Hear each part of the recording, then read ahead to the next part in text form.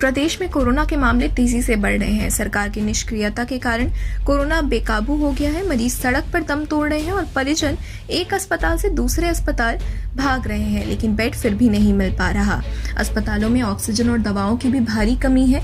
दवा माफियाओं और नेताओं की मिली भगत से ऑक्सीजन और रेमडेसिविर दवा निजी हाथों में जा रहे हैं। उक्त बातें जन अधिकार पार्टी के राष्ट्रीय अध्यक्ष पप्पू यादव ने प्रेस कॉन्फ्रेंस को संबोधित करते हुए कही। पप्पू यादव ने आगे कहा कि हमारे देश में हमेशा धर्म की राजनीति होती है, कभी कोई अस्पताल और स्वास्थ्य व्यवस्था की राजनीति नहीं करता। इस कारण आज हालात इतने भयावह हो गए हैं। बिहार में रोजाना सैकड़ों मौतें हो रही हैं। सिर्फ पारस में ही रोजाना 25 मौतें हो रही। सरकार उन लोगों की जिनकी मौत हो गई है और वैसे लोग जो कोरोना पॉजिटिव हैं, दोनों के ही आंकड़े छुपा रही है। सरकार पर हमला बोलते हुए पप्पू यादव ने कहा कि जब सरकार को पता था कि दूसरी और तीसरी लहर आने वाली है, तो तैयारी क्यों नहीं की गई। कोरोना से लड़ने के लिए पीएम केयर्स फंड बनाया गया था, जिसमें सैकड़ों करोड़ों रुपए जमा हुए थे। वो पैसे कहाँ गए। रेमडेसिविर आज 25,000 रुपए में मिल रही है, जिसकी कीमत महज 8,000 रुपए है। ये दवाई कहीं नहीं मिल रही है। पप्पू यादव ने कहा कि लिक्विड गैस को बढ़ाने के लिए सरकार कुछ नहीं कर रही है। अभी सिर्फ एक गाड़ी मिल रही है, जबकि बिहार को रोजाना 3 गाड़ियों की जरूरत है। मरीज को एम्बुलेंस नहीं मिल रहे हैं। सारा गैस और दवा माफियाओं और नेताओं की मिली भगत से कुछ चुनिंदा जगहों पर ही पहुंच पा रही है। कोरोना काल में हो रहे चुनाव पर बोलते हुए जाप अध्यक्ष ने कहा कि संक्रमण काल में बंगाल में 8 चरण में चुनाव क्यों कराए जा रहे हैं। चुनाव आयोग का ये कारनामा देश के हित में नहीं है। जब परीक्षा रद्द हो सकती है, तो चुनाव क्यों नहीं रद्द हो सकते। इस दौरान पार्टी के राष्ट्रीय महासचिव प्रेमचंद सिंह, राजेश रंजन पप्पू, भाई दिनेश और सच्चिदानंद यादव मौजूद रहे। जब सबको पता था और यूके पहले ही लॉकडाउन कर चुकी थी 3 महीना, दुनिया का दूसरा और तीसरा वेव आने वाला है, तो 11,000 पीएम केयर्स फंड कहाँ गए। जब आप अन्य चीजों के लिए चंदा केयर कर सकते हैं, मंदिर मस्जिद गुरुद्वारे चर्च के लिए चंदा हो सकती है, तो अस्पताल के बेड की तैयारी क्यों नहीं हुई, वैक्सीन की तैयारी क्यों नहीं हुई, जनवरी फरवरी से आपने वैक्सीन लगाने की व्यवस्था क्यों नहीं किया। बहुत क्लियर है। आरटीपीसीआर की सबसे बड़ी दिक्कत है, उसमें जांच में जो बसे सैंपल होती है ज्यादातर आरटीपीसीआर लैब में, अभी वह चीन की वुहान वही कोरोना का बेस सैंपल रखा हुआ है, जिसके आधार पर आरटीपीसीआर जांच वाले रिजल्ट देते हैं। परिणाम यह हो रहा है कि कोरोना के सभी लक्षण रहने के बावजूद भी कोरोना अब डिटेक्ट नहीं हो रहा अभी भी। दुनिया के डॉक्टर बार बार कहते हैं कि कोरोना का नया मूवमेंट वो काफी संक्रामक और ज्यादा खतरनाक हो, लेकिन भारत इस चीज को कभी गंभीरता से नहीं लिया और बिहार ने तो कभी भी गंभीरता से इसको नहीं दिखाई गई। हम कंप्लीट रूप से धर्म की राजनीति की। अस्पताल नहीं बढ़ी, हमारी दाढ़ी बढ़ गई, हमारे कार्यालय बढ़ गए। आपको आश्चर्य होगा कि आप 700 करोड़ का स्टेडियम बन गया, 3,000 का सीआर सबसे बड़ी लंबी मूर्ति हो गई, 5,000 का विज्ञापन हो गया, 8,000 का स्वयं प्लेन हो गया, 20,000 का सीआर विस्टा प्रोजेक्ट हो गया, 10 लाख सीआर कोऑपरेटिव ऋण का बैंक माफ हो गया। आप यह पैसा जो आप यहाँ की बात आप कर रहे हैं, मुझे बहुत क्लियर, आप बार बार कहते थे कि हम 1500 देशों को हमने मदद की, और आप यह भी कहते थे कि बाहर और अंदर ऑक्सीजन की काला बाजारी जब शुरू हुई, तब भी सरकार इस पर गंभीरता से नहीं लिया। और बार बार प्रधानमंत्री जी बोले कि भारत ने कोरोना से जंग जीत ली, पूरा विश्व भारत की ओर देख रहा है, और आज कोरोना भारत दुनिया के नंबर 1 पे चला गया। नंबर 1 दुनिया के नंबर 1 पर भारत का कोरोना। बिहार में डेली 100 आदमी की मौत हो रही है, सिर्फ पटना में। इंजेक्शन निमोनिया के लिए है वो। सर गलत है, डॉक्टर ने इसको प्रोवाइड किया है और उससे रिलीफ मिल रहा है। और वो 25,000 रुपये में मिल रहे हैं, आउट ऑफ मार्केट है। और वैक्सीन नहीं है, गायब है। मेरा ये आरोप है। सरकार कंप्लीट कोलैप्स कर चुकी है, कंप्लीट। और हालात अच्छे नहीं है। सरकार ने यदि 24 घंटे के अंदर नहीं किया तो मैं भूख हड़ताल पे बैठा।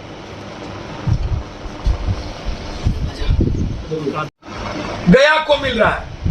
जो सबसे महत्वपूर्ण है वो मैं आज आपको बता रहा हूं। जितनी फैक्ट्री है, गैस पाइपलाइन है या फिर मेट्रो जो बन रहा है, लगभग गैस सिलेंडर उसको जा रहा है। तो सरकार ने अभी तक टोटल फैक्ट्री बंद क्यों नहीं की?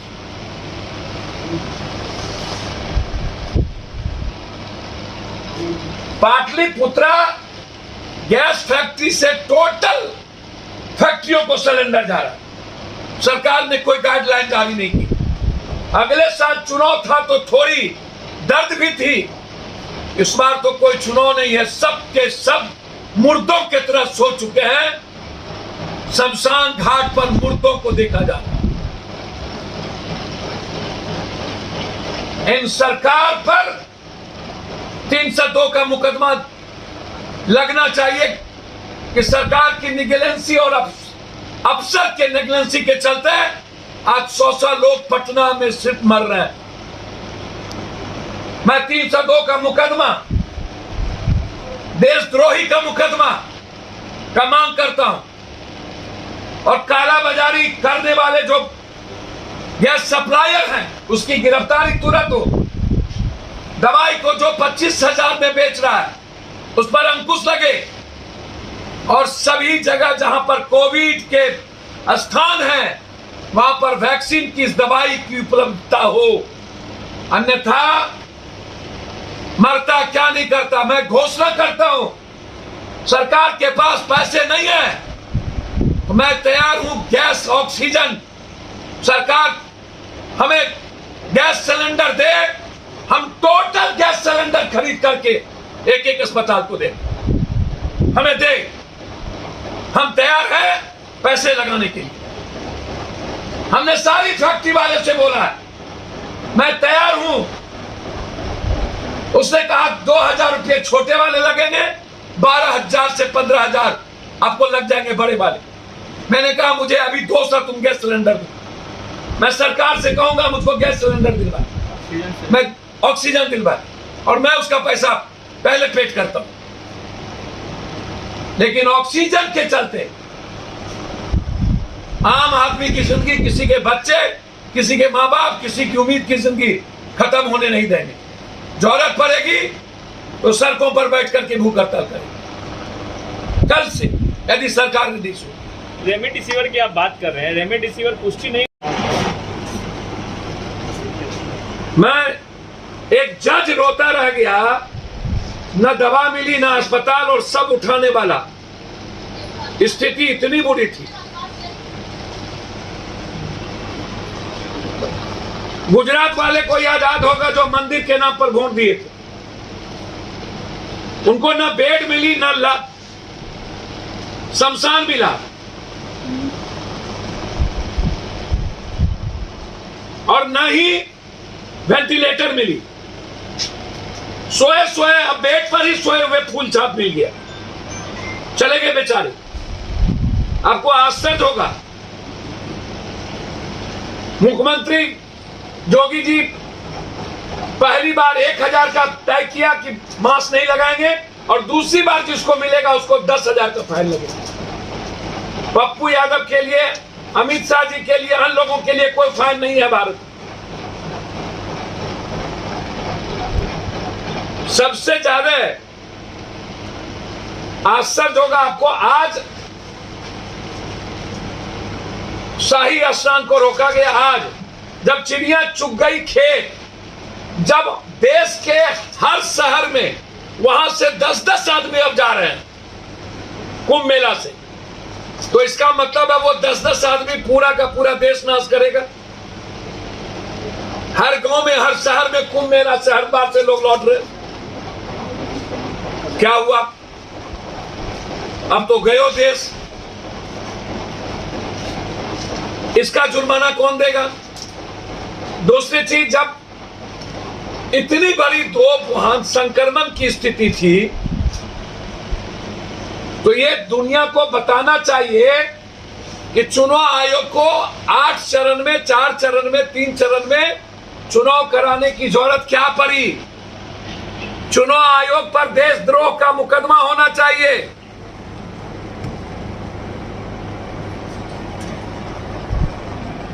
गहरी साजिश रची है चुनाव आयोग ने,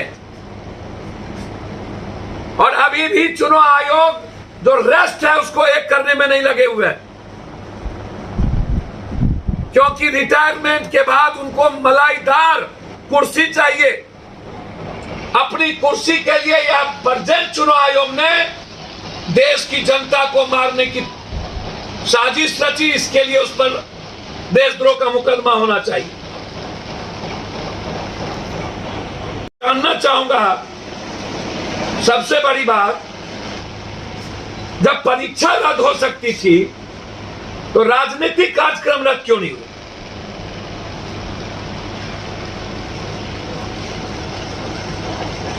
आज जो सबसे महत्वपूर्ण है वो क्या है, उसको आप समझिए कि 1.25 सालों में इन्होंने कोई बेड को नहीं बढ़ाया, यथावत रह गई।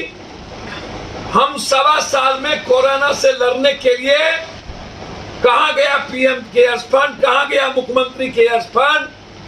ना तो आपने ऑक्सीजन की व्यवस्था की, वेंटिलेटर नहीं है, वेट नहीं है, और वो दवाई जिसके चलते मर रहा है।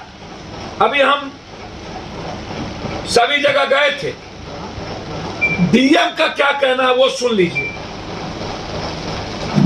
यहां जो दवाई, जो सबसे बड़ी जो ब्लैक मार्केटिंग हो गई है, उस दवाई का नाम है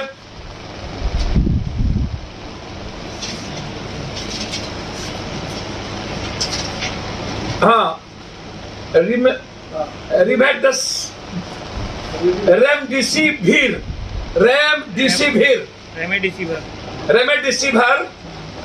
25,000 में एक मिल रहा है।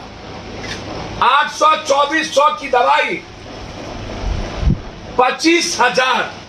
ये एक दवाई 25,000 ब्लैक मार्केटिंग हो चुकी। और बिहार में जो ड्रग्स इंस्पेक्टर और ड्रग्स लोग, उन्होंने इसको कब्जा कर लिया। सरकार, आखिर क्या कारण है कि ड्रग्स इंस्पेक्टर, ड्रग्स पदाधिकारी इसको सिर्फ या तो एम्स में है या तो ड्रग्स लोगों ने, कहीं भी आप किसी भी जगह आपको ये दवाई नहीं मिलेगी। और जो मरने का रेट है वो इस दवाई और ऑक्सीजन के चलते, दो चीज। डीएम कह रहे हैं, अभी मैं जहां जहां गया उनका कहना है कि लिक्विड गैस को बढ़ाया जाए। तो डीएम ने कहा कि मैं सुधा के लोग से मैं बात कर रहा हूं और टैंकर लेकर के 100 टैंकर ले झारखंड की सरकार से बात कर मैं लिक्विड गैस जो हो लाऊंगा। आज मात्र एक गाड़ी लिक्विड गैस पटना को मिलती है, जबकि 4 चाहिए प्रत्येक दिन अभी। और 3 दिनों से यहां की सरकार और प्रशासन ने व्यवस्था नहीं की, 3 दिनों से। ये मुझे 3 यहां पर गैस ऑक्सीजन भरने वाली जो कंपनी है उसके मालिक ने कहा, सर हम लोग सारी बात रख चुके हैं। जितना पेशेंट पटना में आता था आज उससे 3 गुना पेशेंट आ रहा है। एम्बुलेंस नहीं मिल रहे हैं।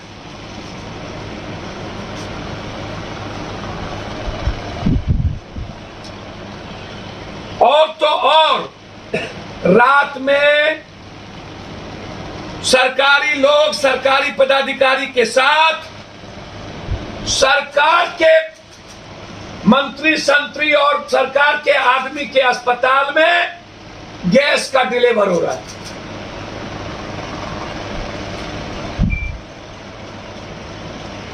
और जो सप्लायर है उसने गैस सिलेंडर को दाब दिया।